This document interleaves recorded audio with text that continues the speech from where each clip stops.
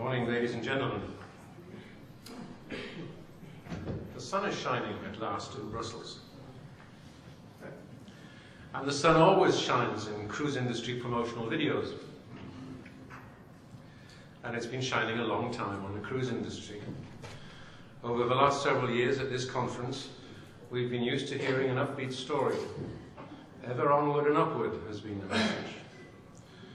We've been telling the authorities in Europe that they should be nice to the cruise industry because it's a source of continuing growth of income and jobs in coastal communities all around its shores and is a shining example of largely European technology.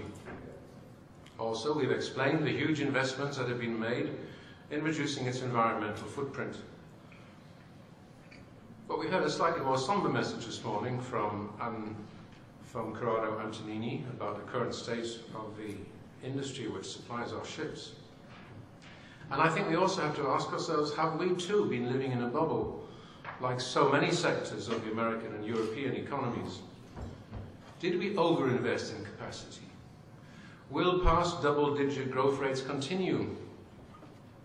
And even if we manage to fill the new ships and the old, what is happening to the return on capital in the industry? It's been a difficult year for cruise for another reason, named Costa Concordia. Our passengers are used to embarking on a cruise in the expectation of complete safety, and indeed the safety record of the industry is remarkable. But this confidence has suffered a severe blow, from which bookings are still recovering. This has its good side. No industry operating on the seas can ever become complacent. Mistakes are mercilessly punished by Poseidon. So this has been a wake-up call, to which it seems to me the industry has responded. And I think what you heard from David Dingle this morning was an impressive and convincing account of that response. I think that the Costa Concordia accident has also accelerated a trend which has been creeping up on us for some years now. The industry is no longer adolescent. It has reached a level of maturity which means it must be aware that it is now on the radar screens of politicians, as well as the public who are our potential customers. But this has a good side as well. I can remember that a few years back, no one in the European Commission had even noticed that cruise exists and is important for Europe. That has changed. When the industry speaks, it is now listened to. The ECC has done a great job. This morning we have a distinguished panel to discuss the state of the industry in 2012. Did you ever go to a conference to be told that you'll be listening to an undistinguished panel? But this time it's true. We have Pierfrancesco Vago, the CEO of MSC Cruises. We have Gianni Onorato, the president of Costa Cruises. Dominic, managing director of RCL Cruises Limited. Tom Wolber, COO of the Disney Cruise Line. And James de Guy, commercial director of Saga. They will give us their perspectives, and then I hope we can get them, with your help, to dig a little deeper into what is really happening inside the industry. How long can the squeeze on margins go on before the pips squeak? Will deployment out of Europe and back to the Caribbean or towards China continue? Will the industry be able to eliminate complacency from its safety procedures?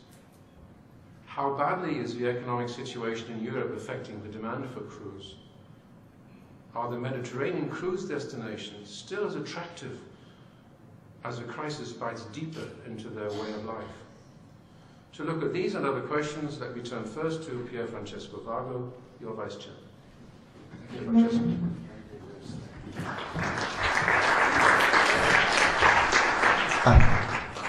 Ladies and gentlemen, fellow speakers, distinguished guests, good morning. We are meeting today to discuss the future of the cruise industry in Europe, of course. A future that seems uncertain to many after the terrible incident we witnessed this year. For the first time in its modern history, an industry designed to create beautiful family holidays has had to face the tragic death of men, women, and children. For the first time, an industry built on safety has seen one of its flagships sink. For the first time, an industry built by ship owners, typically shy from the media attention, has been at the center of one of the most intense media spotlights ever experienced in the tourism industry. So where is the industry going? What is the outlook? I would like to give you a couple of numbers. Well, we heard from Mr. Scousill important numbers about the world tourism industry. Nearly 940 million global tourists traveled in 2010. In 2011, in comparison, only 20 million of these tourists took a cruise, which represent, of course, just 2% of the total tourism market. 2% might not seem much. However, in the last 10 years, demand for cruising worldwide more than doubled. Over a similar period, global tourism grew only by 43%. As you can see, the cruise industry is catching up fast, and I'm convinced that it will continue to do so. This is part due to the cruise industry talent of creating new products to satisfy diverse customers and its capacity to maximize economies of scale in order to allow more and more guests to enjoy a cruise. Well, just for us to know that today a cruise costs less than what it costed in the 80s. So that gives a, if you include also inflation, so that gives a good idea of where the value for money the cruise industry has. Now, of course, due to the recession, the cost of a cruise has perhaps fallen a little bit too low. And I hope that that's the bottom we're going to see. But it is clear that the customers are enjoying this new offering in our industry. We are in fact witnessing a real democratization of travel. People are able to travel much more easily than before, thanks in part to the growing middle classes in both established and developed economies, as also to a simplification of travel procedure. So visa, we heard about visa. I'm a great promoter and great believer that visa is a great issue, especially for the emerging markets. The growth in cruising mirrors the globalization of the tourism market. 30 years ago, Americans cruised in US waters and Europeans cruised in Europe. Now we have a worldwide cruise deployment. American lines cruise in the Mediterranean, European cruise companies deploy shipping in South America and other parts of the world. Chinese, Japanese and Indian passengers discover Europe for the first time from a ship. The whole sector is clearly benefiting from the globalization of travel and the free flow of tourists, and it will continue to do so. At MSC, we strongly believe in this phenomenon, which is why we're building our growth on a steady network of 45 owned sales and marketing offices all over the world. This strategy, of course, has paid off, allowing us to source our passengers from the areas with the highest demand, thus compensating for regions affected by difficult economic conditions. In 2011, MSC offered an unparalleled holiday to guests from almost 100 different nationalities. Focusing on Europe, the source market here is underpenetrated and still growing. In 2011, over 6 million Europeans discovered the sector unbeatable and innovative holiday experience. So an increase of 9%. We saw again from Mr. Scousill presentation that the traveling industry grew by 8%. The cruise industry grew by 9%. By 2020, it is estimated that almost 7.7 million Europeans will enjoy a cruise holiday. This scenario, I think you'll agree, looks very promising, but we also need to be careful as we face significant challenges. Of course, we heard from David this morning excessive or unclear regulation, often unreasonably high, unpredictable or short notice taxations, inflexible year-round port fees. Maybe porters should also look at seasonalities and start charging according to the seasonalities and come closer to the industry in that way. Of course, again, we saw the volatile fuel costs and low sulfur fuel oil availability we heard this morning. The recent regulation regarding sulfur content means that after 2015 there may be operational challenges with compliance fuel not being available at all berths in all ports, while after 2020 there might simply not be enough compliant fuel available to meet the shipping industry needs. We thus have on one side an incredible opportunity for growth, which comes from the fact that cruising represents only 2% of the total tourist market, and on the other side, certain challenges that we cannot afford to underestimate.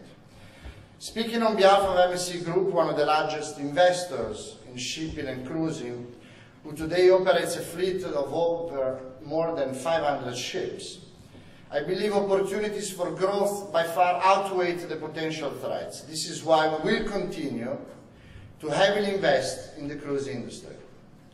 At MSC, we know one thing, the sea. We respect them. As we understand the sea, our first principle is always safety. We heard how important it is to the cruise industry, which is why we strongly support any activity which improves the safety of passengers and crew.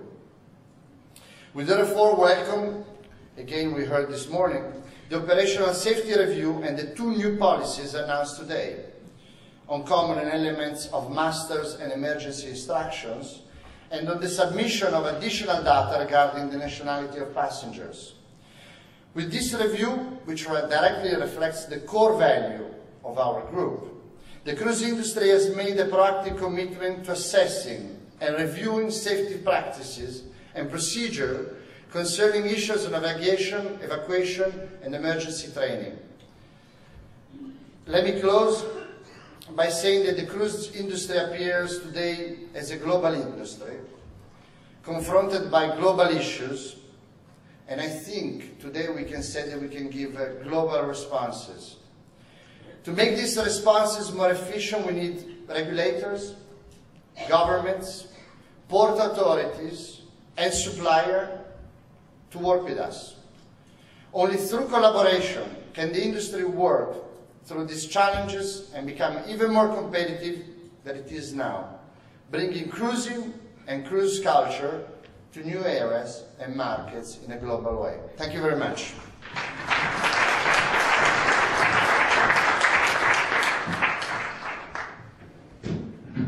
Pierfrancesco, let me ask you one question. That was very statesmanlike what you said there. You talked about global markets, but here in Europe, the Mediterranean is really important.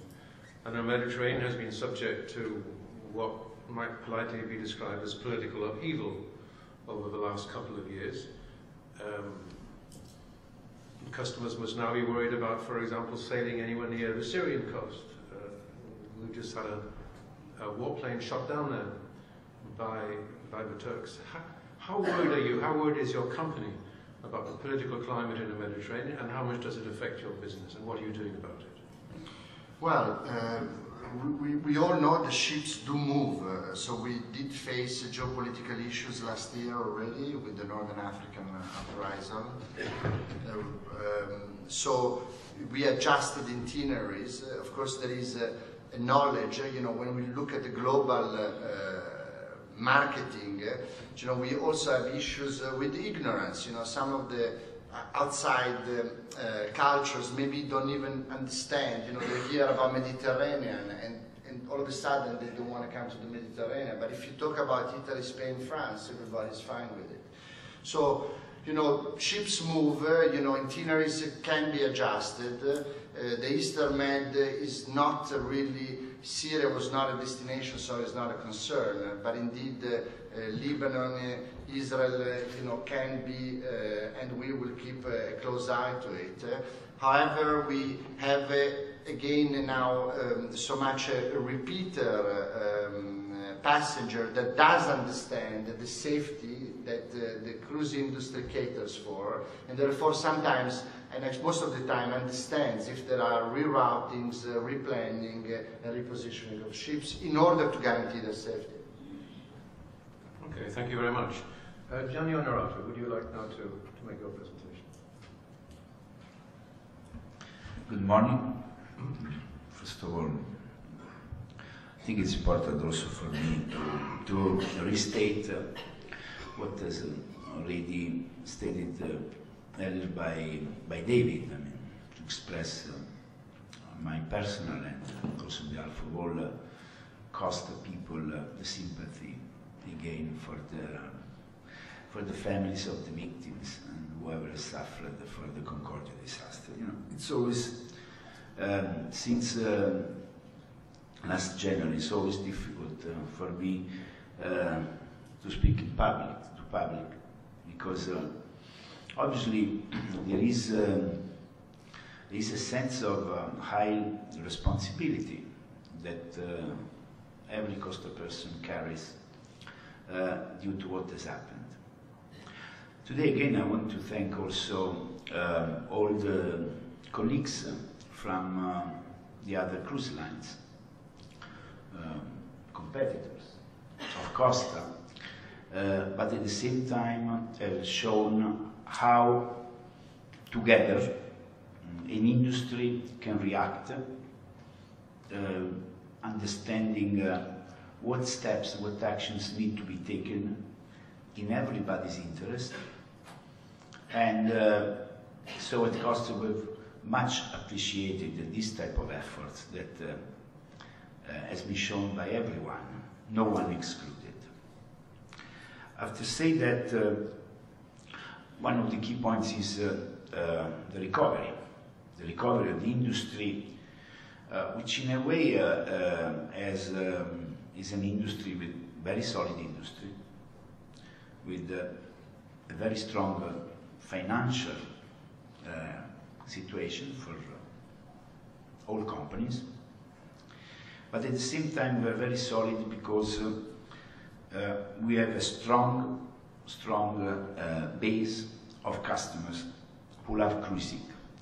And these are, and will be more and more, the most important ambassadors of the cruise industry now and for the months to come.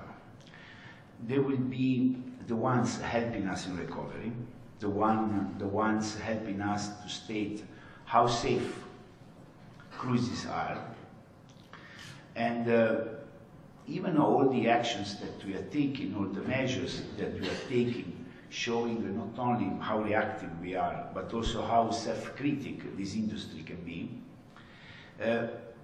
They show that through the word of mouth, how safe a cruise is, and also what all the values are of cruising that they can extend to other people who have never taken a cruise. And we have seen there are, it's the majority, due to the very low penetration that we have. A lot has been done in the past month to show how reactive we are. A lot will be done in the next months to come, as soon as we will get more and more about the root causes of the incident of Concordia. There are 3 different investigations in place, one from the prosecutors in Italy, one from the IMO, and one from the Italian Coast Guard. We will get more and more information, and we have already done a lot. We have been very reactive, and we will continue, the industry will continue to be, will be even more focused. But we all know many details of the actions already taken, only just to express one basic point, which is this is really an industry with a lot of rules. We have a lot of rules, we have a lot of procedures.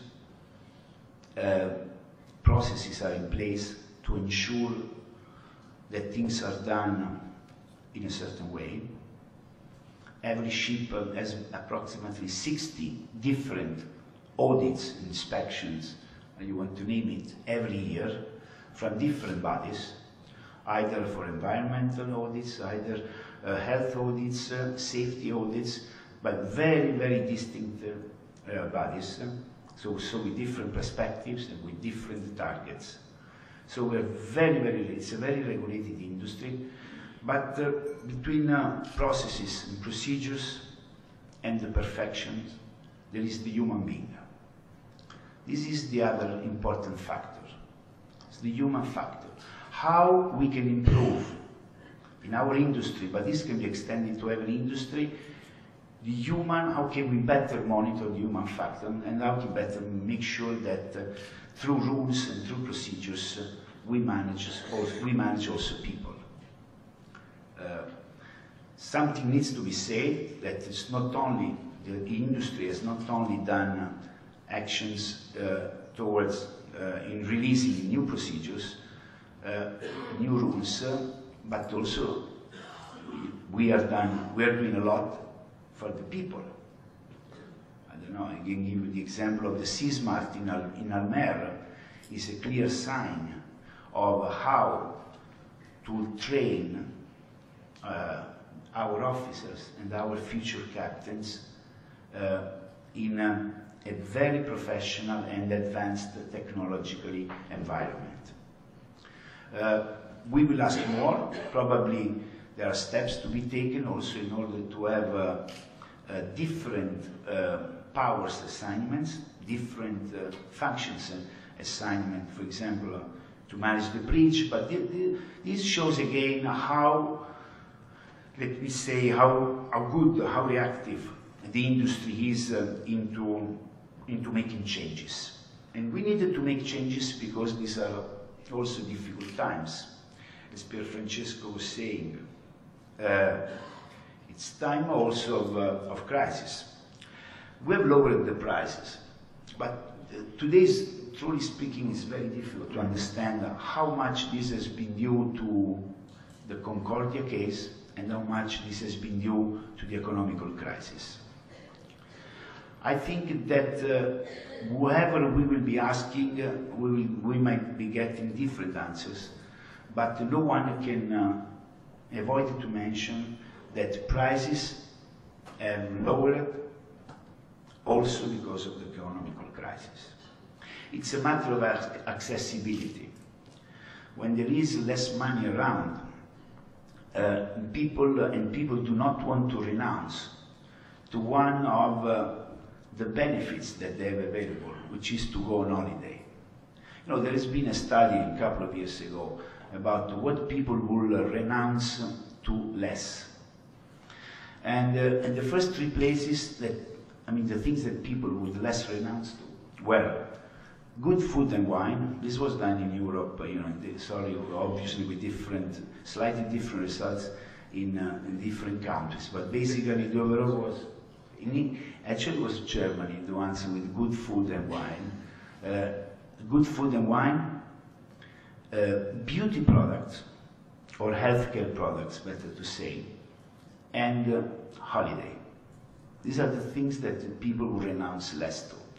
Because when you miss a holiday 1 year, it's very difficult that next year you can do it twice, so you don't recover what you have lost.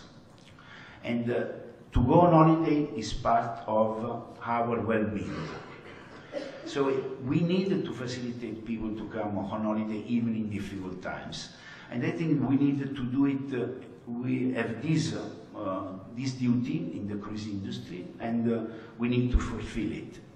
This opens a problem my colleagues will discuss, I'm sure, in their presentation, which is that this company needs to have acceptable margins in order to satisfy our shareholders on one side, but most importantly, for Corrado Santonini's benefit, we needed to build ships. If we don't build ships, the industry will not grow. But we cannot build ships if we do not have acceptable margins. So this is the key for us from now on. And one of the key points will be how we will be able, Pierfrancesco, to increase the prices, as you were saying. So we needed to go back to normal pricing, following the market, but at the same time having this target that we needed to recover a profitability which ensures us the future for all of us. Thank you.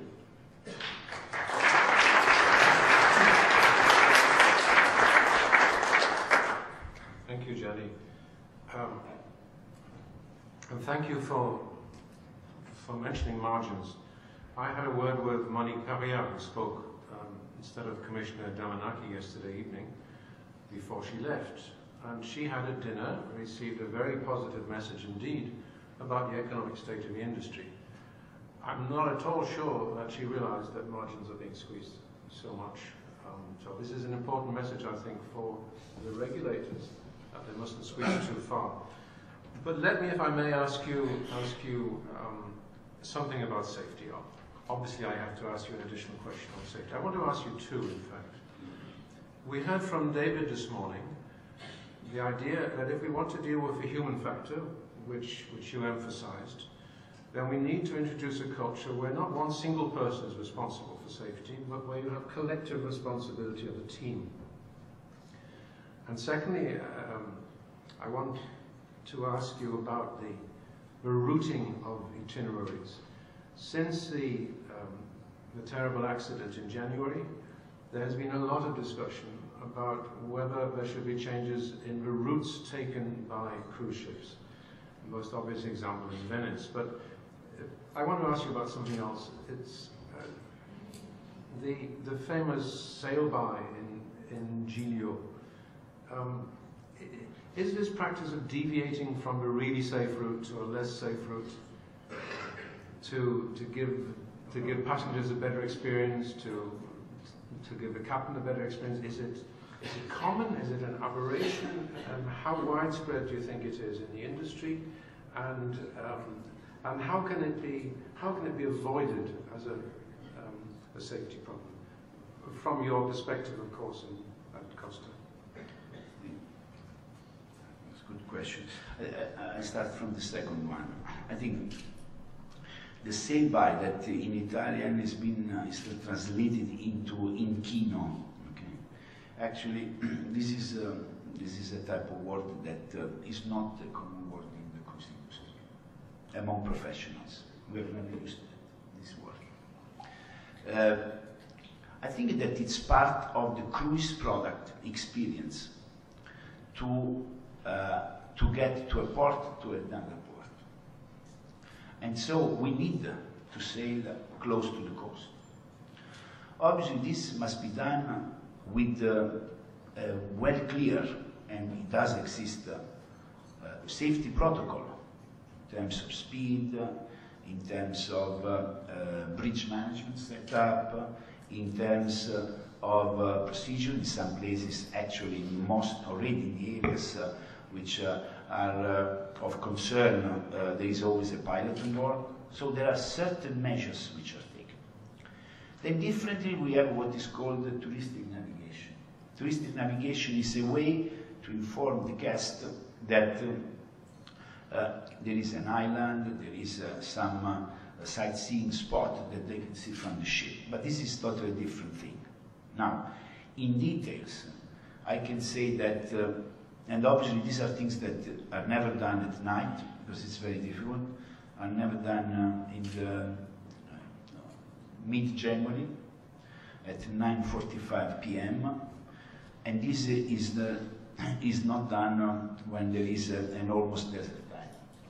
So there are a number of things that we must be very careful in not taking one example and consider it as a common practice. There is not a common practice for that.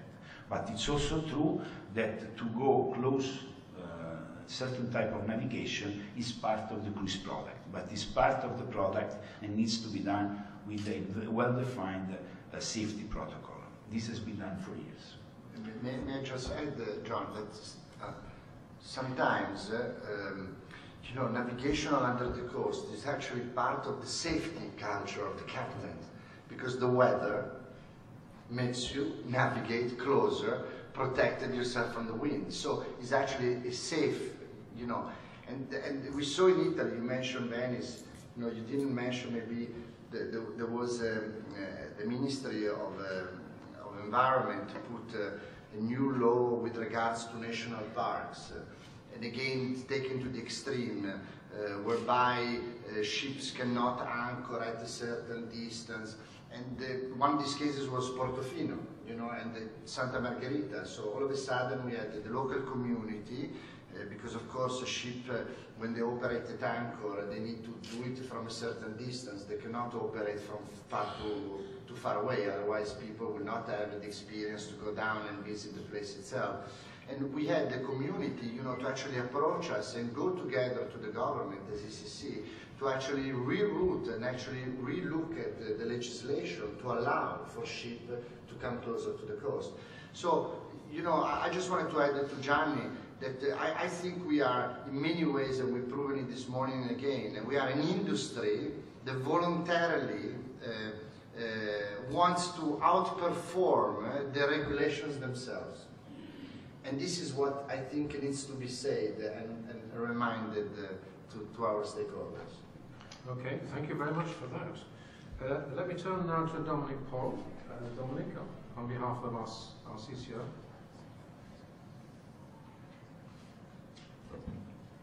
Thank you. Thank you, Gianni. The first thing I'd say, and I think you've probably gathered this from this morning, this is not a complacent industry. We are a highly regulated industry, but the tragic Concordia accident has heightened even further everyone's focus on safety. And exactly as Pierfrancesco just said, we are an industry that is committed to really reach the highest possible safety standards. I'm representing Royal Caribbean Group, which is Royal Caribbean, Celebrity Cruises and Azamara as well. We're a truly global business. We have offices all over the world, and we have deployment all over the world. So we look at Europe very much with a global perspective. And what we see for the longer term is encouraging, and I underline that longer term because there have been a number of points today about margins being under pressure and prices being under pressure. As an industry, when we build ships, and I thought it was a fascinating presentation today about shipbuilding, when we build ships, we don't build ships for 12 months. We don't build ships for 24 months. We build ships for multiple years. Because of that, as an industry, we take long-term decisions and we take long-term views of markets. And whilst we might adjust deployment as we go through an economic cycle, primarily we look at economies and areas with a long-term perspective, and I think that's very important from an industry point of view. We see the cruise potential in Europe as significant. You've heard a lot of statistics today, which I think have been very eloquently put. One thing I like to come back to is that 5 of the top 10 biggest tourism spending markets worldwide are in Europe. That's 5 out of the top 10. Cruise penetration, we've heard today, is still very, very low. It's actually a third of what it is in North America. That statistic is so important because it really underlines what the long-term potential for the cruising market is. If European cruise penetration is only 1% and it's just under 3% in North America, you can see what the longer-term potential for that is. Added to that is that Europe is an extremely attractive destination. I visit as many ships as I can. I was on a ship a couple of weeks ago and we went around the Western Mediterranean. There were many North Americans on board, there were Brazilians on board, there were Mexicans on board, there were many Europeans on board. We visited 5 beautiful European destinations in a week. It would be hard to beat that kind of holiday. The destinations that we're going to see, Rome, Venice, Pompeii, are unbelievable destinations for people who are coming from the other side of the world. They're unbelievable destinations for people who live in these markets. That is one of the fundamental reasons why Europe has got so much long-term potential. The other thing I'd like to come back to, because it's something we almost take for granted in the cruise market. We don't talk about it that much, but it is an integral part of our businesses, which is the guests that we serve. And one of the questions I'm often asked is, why is the cruise market so resilient? Why has the cruise market grown so far, so quickly? And what I come back to is because we put the guest at the heart of our businesses. The guest experience, and I'm sure many of you have been on a cruise, but remember there's still millions of people in Europe who haven't even set foot on a cruise ship. The guest experience is unbelievable that all of us, all of the cruise lines offer. The hardware, the quality of the ships, we talked about the innovation that's taking place in the shipbuilding world currently. The quality of the ships is unbelievable. The service is unbelievable. When I get customer complaints, they are generally about other aspects of the holiday other than the cruise. So maybe there was an issue with the transfer. And sometimes I wonder if that's because someone's got off the cruise ship, they've got so used to the quality of the service they get on board, and then they go back to real life. The quality of the service on board is incredible, the food, the entertainment. The reason I'm saying that is because it's very, very important, because it underlines the potential of this business. When you overlay on top of that the value for money that we offer as an industry, and frankly, as we've touched on today, sometimes the level of the value for money is somewhat depressing that we offer. But the value for money that we offer, coupled with the guest experience, means that this industry really has significant long-term potential. And the one point I'd like to finish on is a word of caution for all of us, which is the rest of the world is catching up. Europe has got enormous positives in its favour. 5 of the top 10 countries top spending, high national incomes, long holidays, beautiful destinations. But exactly the presentation David Scousel gave this morning, which I thought was fantastic, when you look at what Asia is doing, when you look at what China is doing, you can see the huge potential. And the cruise market is no different in these areas. The cruise potential in China is absolutely significant. The Chinese market is making it very attractive to move to a market like China. There is significant investments going into ports. It is a very attractive environment in which to operate. So it's very, very important that we as an industry, in exactly the same way that we as an industry do not rest on our laurels from a safety point of view, it's very important from an economic and a development point of view that we as an industry do not rest on our laurels from a European point of view. Thank you.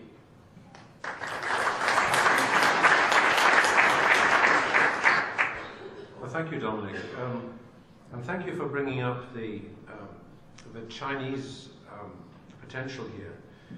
A couple of years back, I think your company was particularly upbeat about the future of its business in Europe. And I remember you were developing a strategy to build much more than ever before on source markets in Italy, France and Spain, in the southern part of Europe. But you've now withdrawn one vessel from Malaga. You've deployed another couple to China. Aren't you taking a somewhat more sanguine view now, a somewhat less optimistic view of southern Europe than you did a couple of years ago? And how do you see that developing? Because these are the countries which are suffering most in the euro crisis and seem destined to go into even deeper recession in the future. Mm. Well, I go back to what I said at the beginning, which is we take long-term views of markets. So there is no doubt that a number of the European economies are going through a difficult time, but we always go back to the fundamentals. And we say, well, do the fundamentals of these markets mean that long-term they are going to continue to be successful growing markets? And we do fundamentally believe that. So we are continuing to invest in these markets, including the southern European markets. In fact, next year we'll have just under half of our global fleet in Europe in the summer next year.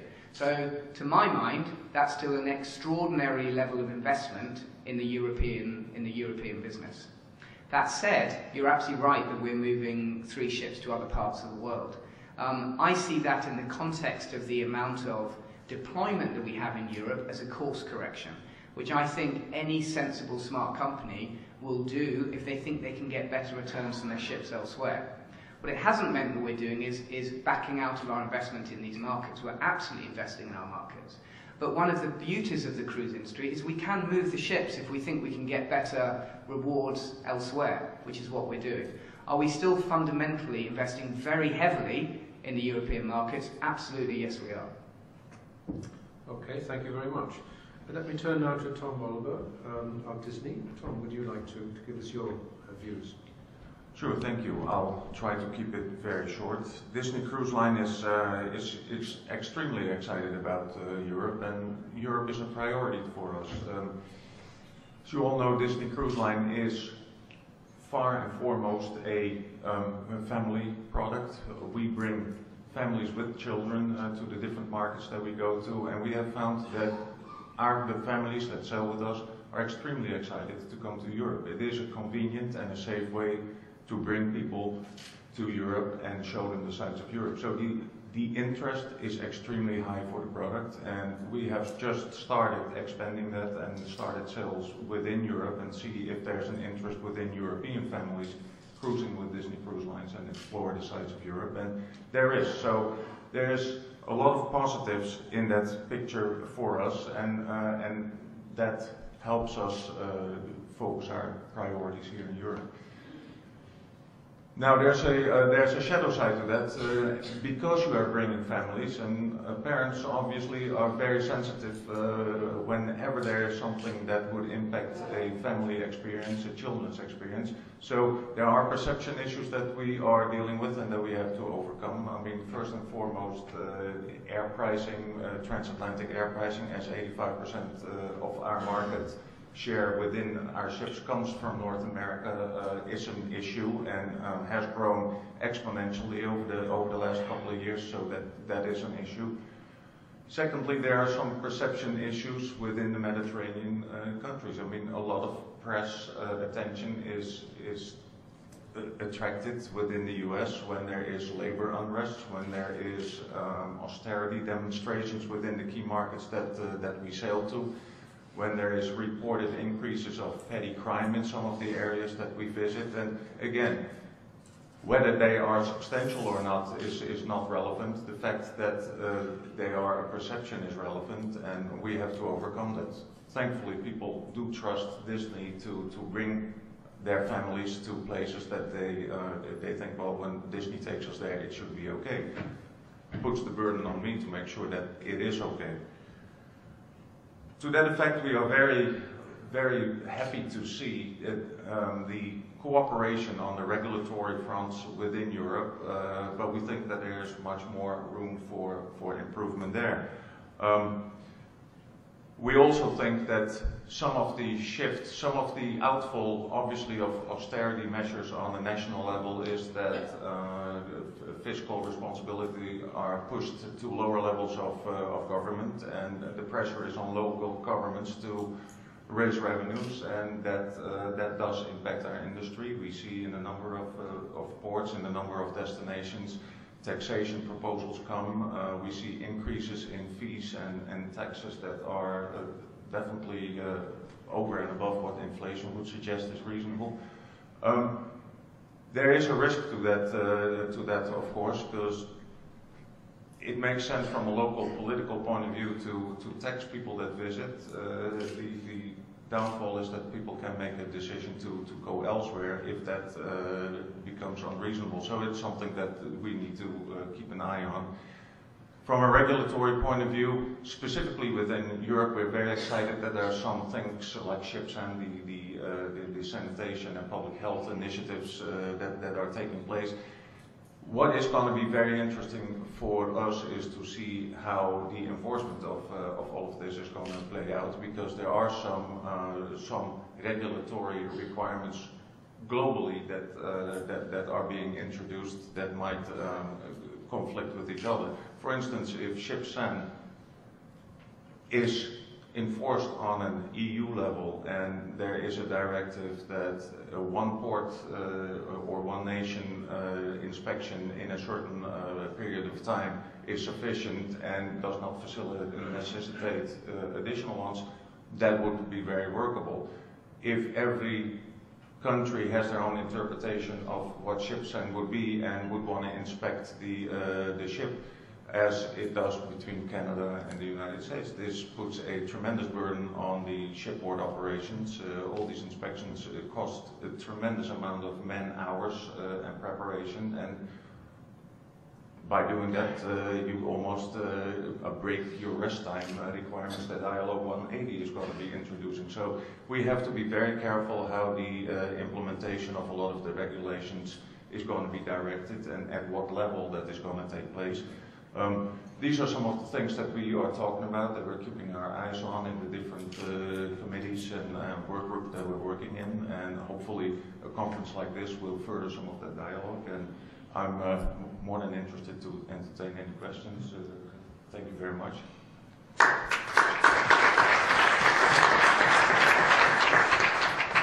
Thank you, Tom. I have an immediate question for you.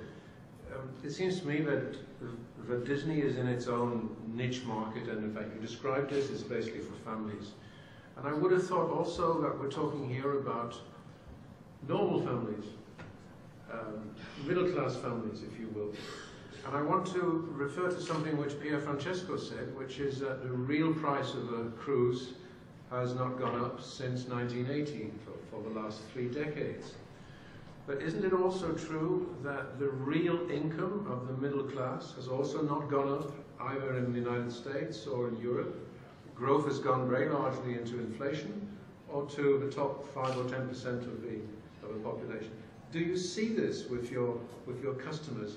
Can you judge the mood of your customers in terms of, do they think they're growing richer, or do they think that their standard of living is about the same? And is that one of the reasons that they choose cruise, and one of the reasons why cruise prices are not going to go up? Well, I think that the middle class family value proposition for a cruise, and specifically for an American family coming to Europe, is mostly that it is a basket buy of products. If you would have to put together a family vacation for 4 people to visit 3-4 countries in the Mediterranean or in around the Baltic region, you could not do that at any value that comes close to what any of the cruise lines are offering. Now, fortunately for me and my company,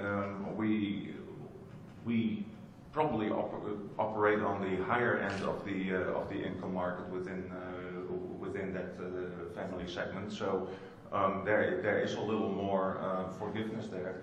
However, there is pressure on pricing, but I think that the value proposition is still well recognized everywhere. That from a travel perspective, it's one of the best places to go. Okay, thank you. James, would you like to give us a perspective from Saga, which also I think is fair to say is selling a niche product in some ways? Yeah, that's very true. Let me just explain. If you think Sebastian Ahrens has got 20 years older overnight, and not Sebastian, I was asked to join this panel, and very pleased and delighted to do so. It's very good of you to also have participating some of the smaller companies in the cruise sector. We are a niche market in the UK, distinctly middle-class product, to use your terminology. We celebrate the older citizen, the older passenger. We're the experts in looking after the over 50-year-olds.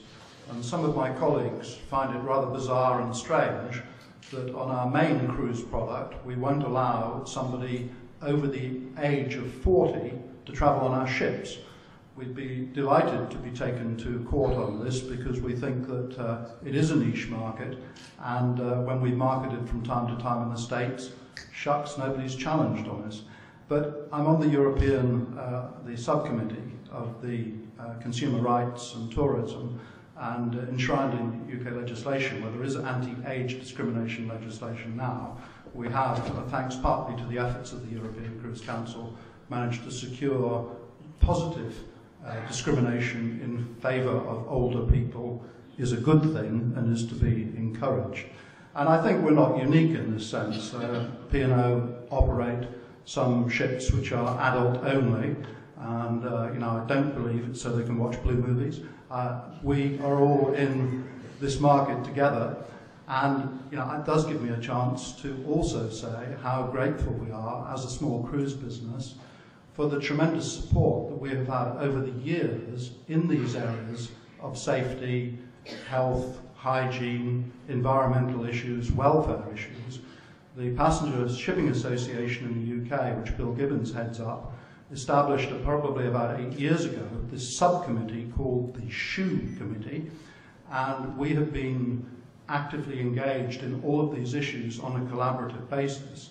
And I am very much aware that the leadership for that has come from David Dingle, and he has made sure that all of the carnival companies in the UK have been very participative, open, in order to make sure that standards are driven up. And I think we should be very grateful in the specialist cruise sector, where with a shoreside team of 35 people in my business operating 3 ships, we don't have the breadth of resource, probably, apart from when we hire in expert consultants, to have that kind of information at our fingertips. And that is a very good way in which we believe that this now, if you like, case study that was pioneered, I would say, in the UK with the Passenger Shipping Association, that is now being rolled out to a greater degree with the European Cruise Council, and that's an extremely good thing.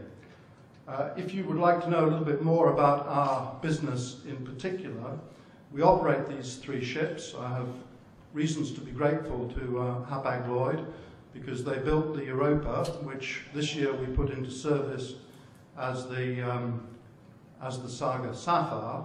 Some of you will know it as the Holiday Dream. Some of you will know that ship previously as the Pullman Tour Bleu de France.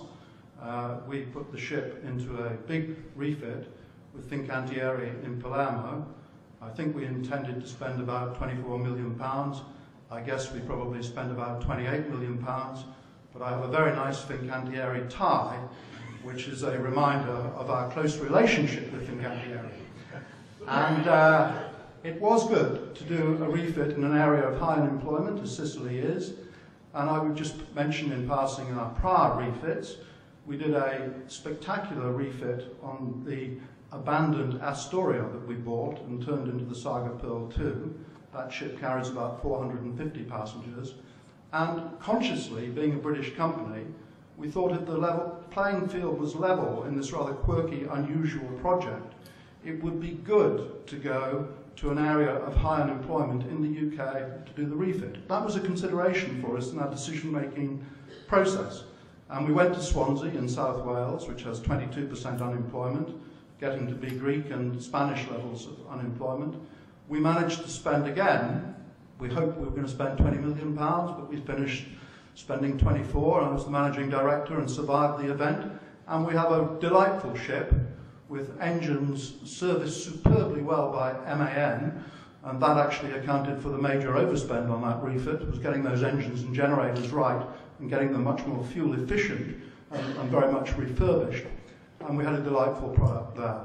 Our previous refit with the Saga Ruby, when we converted that, was in Malta Dry Dock, and we managed to spend on that refit, a ship that we bought from Carnival, we managed to spend more on the refurbishment than it cost us to buy the ship. So we like refits, but we are looking at the feasibility of new build. I think there are pressures that drive us to new build. We can restore, renovate ships, make them much more fuel efficient, much more up to modern standards by these big expenditures, but their life expectancy is probably going to be 10 or 12 years, something of that ilk. A new build design has the advantage of enhanced fuel efficiency if you get it right, and if you can get the technology absolutely optimized. And Fincantieri have a 145-point hit list of items that you can attack in relation to environmental issues. But then I'm sure so has Eero Mäkinen, and so has Arnaud de Joncourt also has a checklist they could present us with.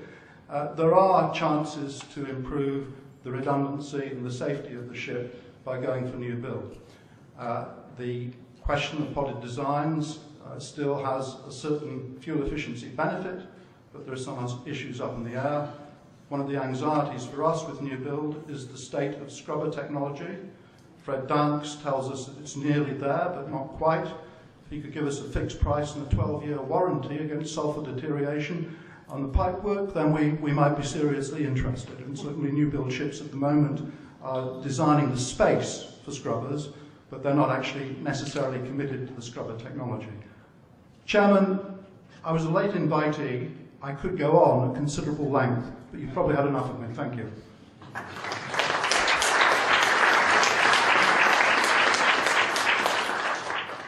I haven't had enough at all, James. I do think, by the way, I think Fincantieri might have given you a discount on the 28 million for that testimonial there. Let's the three of us meet afterwards and discuss them. I want to put a question to you. I introduced you at the beginning as being in a niche market. It sounds as if it's a niche market of a sort of status quo. But do you think you're in the growth market of the future? Certainly demographics in Europe are moving in the direction of the over 50s being a growing market compared with the under 50s. So is this the future, do you think? Yeah, I think we have got quite a lot of things working to our favour.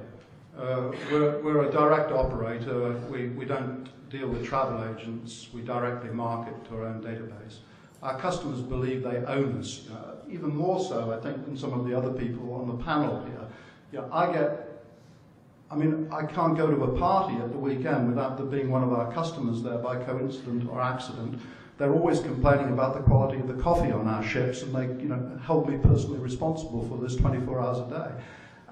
But to be serious, I think Costa Concordia may have seen a bit of a shift. The commercial implications for us have been fairly neutral. I suspect there has been some pressure generally as a result of the incident, but there has also been some migration to smaller ships that are perceived, rightly or wrongly, to be more manageable, for people to be more in touch with what's going on. And we're a folksy little company. The directors show up at the turnarounds. I can't believe it. I get paid money to sail on the ships and enjoy a beautiful cruise experience with the customers. I do have serious discussions with the captains when I'm travelling. Post Concordia, we have introduced a few little wrinkly dinks in our systems. We now have a whistleblower program, as the Americans call it, which came standard practice in the States post-Enron. We didn't have a formal whistleblower program for our crew to report to an independent third party, but we introduced that post Concordia. Bridge instructions we've tightened up. So, to answer your question, I think for the niche, nationality-specific cruise product, where people can identify with it, there is plenty of opportunity for growth. We certainly envisage continuing to grow by about the 15% a year that we have been growing since I first joined this organisation. Thank you. I have one comment also on something else you said. You said you practice positive discrimination in favour of the over 50s. I was talking to a group of Americans over the weekend, and I used the term positive discrimination and said we practiced it in some circumstances in Europe. I wasn't talking about crews. And I was pulled up for that and told that you can't say that because discrimination is a bad thing. You have to talk about affirmative action. So maybe you might want to think about that. Okay, thank you to all the panelists for those terrific presentations. Have we got some questions from the floor for the panel? I'm sure there are questions from the floor. You're not normally shy like this. I think it must be coffee time. All right. In that case, let me ask a question of the panel. You heard a presentation earlier today from David Scarso, which identified, it seems to me, a huge problem for the future growth of the cruise industry in Europe. We need to diversify our source markets, and the biggest growing source markets, with income growing fast as well, are outside of Europe. They're in countries like Brazil and in Asia, and their big problem is the visa problem. What do you think of this? Is this something you see affecting your sales? And what do you think ECC should be doing about it? Should it be more vocal? Should it be more active on this? Should it be engaging the European Commission in order to get the Schengen system changed in favour of tourists coming from these areas? Who would like to start off now? Pierfrancesco? Yeah, thanks. As ECC, we already acted and spoke to Mr. Tajani on this issue. He is very much aware that we could improve the flow of tourism from the BRIC or emerging economies, and it's something that we interacting in a positive way to find solutions. We see that there is a problem. The cruise offering is an alternative to what used to call the Grand Tour to the Asian countries. In the past, we remember to see the influx of Asian nationalities coming for what is called the cultural tour and the shopping tour, and we used to see them into a bus, 600 kilometers, take pictures out of the bus, checking into a hotel. They actually discovered that cruising is definitely an alternative because they can be in the cocoon, in the comfort of the same cabin, not packing and repacking every day. So I think as singular brands, we all acting and interacting with the various consulates to facilitate the approval of the visa issue. But I hope that there will be some positive news in the future to come from EU as far as this regulation, and maybe some ease up on the visa side. Anyone else like to comment? Dominic? I'd just like to say what I said earlier, which I thought David's presentation was excellent, and I think he's absolutely right. I think we've got to make it much simpler and easier for people to visit these markets. We shouldn't be surprised when you have to go through the palaver of getting a Schengen visa that it acts as a barrier for people to visit these markets. So I think the onus is on us to continue to push that case. I also think that we need to continue the conversations we have with governments about making the airport arrival experience better. There's been a lot in the press recently about London Heathrow Airport and the issues that they had come up to the Olympics. Too often guests queue for too long when they arrive into the country, and we're supposed to be doing a welcome experience. Of course, there are border controls that have to be followed, but we're also welcoming people into these markets, into these countries. And as such, we need to have efficient, well-run airports that enable people to enter our markets according to the right rules, but quickly and simply. And I think that's very important that we continue to have those conversations. Right, thank you. There's one other question I have for the panel as well, and that is this. Our biggest stakeholder inside Europe is the regions. It's the regions around the destinations. They ought to be our big allies, also in telling government to regulate sensibly and not over-regulate the industry. Would you like to comment on how we can better engage the regions in what we do? Can this be done through the ports, for example? Should there be far more regions represented at the Ports Forum, which took place yesterday? How can that be done? How can we enlist their help? Gianni, would you like to comment? Okay, first of all, some decisions or some which have been taken lately have been also a little bit too emotional. And so probably there are certain analyses which have not been made in deep.